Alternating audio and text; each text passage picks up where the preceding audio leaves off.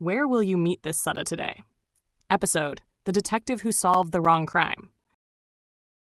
Where will you meet this Sutta today? Surprisingly, inside a murder investigation. Imagine two detectives arriving at exactly the same crime scene.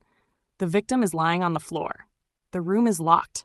There are no witnesses. The first detective begins reconstructing the timeline. What happened first? Who entered first? What happened next? Then what? He spends hours arranging events into a perfect chronological sequence. The second detective hardly looks at the clock. Instead, he asks very different questions. What had to be true for this to happen? If this evidence disappeared, would the crime still have been possible? If this window had remained locked, could anyone have entered?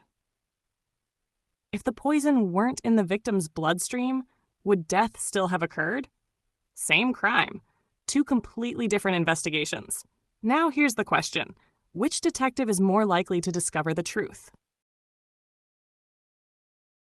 This difference isn't limited to detectives. Imagine a doctor. A patient arrives with a fever. The doctor doesn't begin by reconstructing every minute of the patient's week. Instead, she asks, if the infection weren't present, would the fever still exist? Or imagine an engineer. A bridge collapses.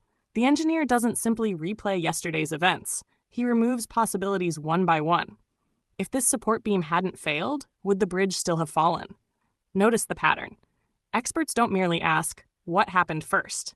They ask, without this condition, could that still happen? That question changes everything. Now imagine opening almost any introductory book on Buddhism. You'll probably find one familiar picture, 12 circles, or 12 boxes, connected by arrows. Ignorance, formations, consciousness, name and form, all the way to aging and death. Most of us naturally read it like a timeline. First this happened, then this, then this. But here's something fascinating. What if the Buddha himself never investigated dependent arising that way? More than 2,500 years ago, a monk named Ananda turned to the Buddha and said something many of us have probably thought ourselves. This teaching of dependent arising doesn't seem so difficult. The Buddha immediately stopped him. No, Ananda, don't say that. Then he began explaining one of the deepest teachings in the entire canon, but not the way most people expect.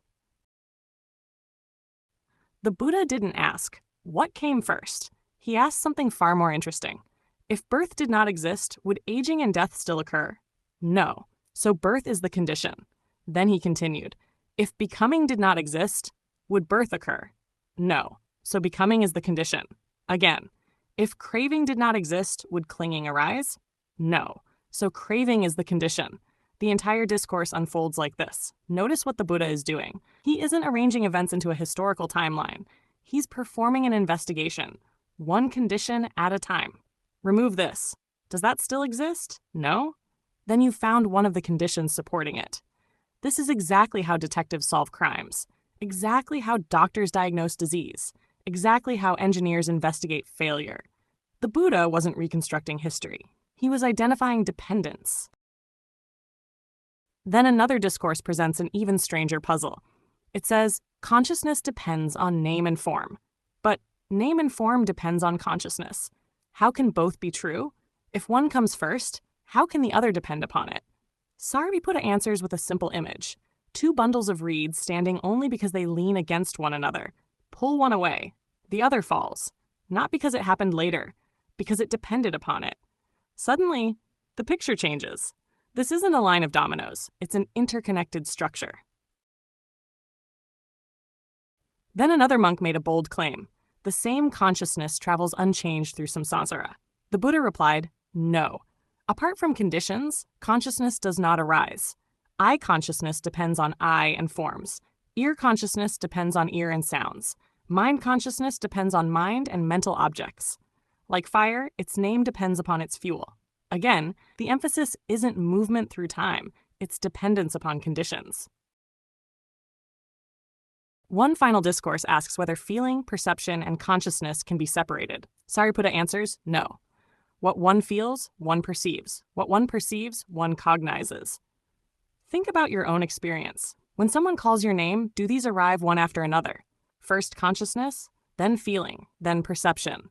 Or does experience arrive as one living whole? The Buddha says it cannot simply be pulled apart. Experience is woven together. Now step back. 5 different discourses, different questions, different conversations, yet everyone points in the same direction. People ask about the past, the future, selves, consciousness, sequence. The Buddha quietly redirects them towards something else. Conditions. Not what happened first, but without this, would that still exist? Remember our detective? The first detective tried to solve the case by arranging events into a perfect timeline. The second detective kept asking, what conditions made this crime possible? That second detective understood something deeper. A timeline tells you what happened. Conditions tell you why it could happen at all. That is exactly the difference. Perhaps the 12-link diagram has unintentionally encouraged generations of Buddhists to become historians of suffering, trying to reconstruct its sequence, when the Buddha was inviting us to become investigators of suffering, discovering the conditions that sustain it right now. This is why the Buddha summarizes dependent arising, not with 12 links, but with 4 deceptively simple lines. When this is, this is. With the arising of this, this arises. When this is absent, this is absent. With the cessation of this, this ceases. Those aren't merely words to memorize. They're a method of investigation, a way of seeing. The Buddha wasn't asking us to solve the mystery of the past. He was teaching us how to investigate the present. Because suffering doesn't end by discovering what happened first. It ends by understanding what is supporting it now, and what happens when those supporting conditions are no longer there. Perhaps that is where you'll meet this sutta today. Not in an ancient monastery, but the next time you ask, why is this happening to me? And instead discover a far more liberating question. What conditions are allowing this to continue?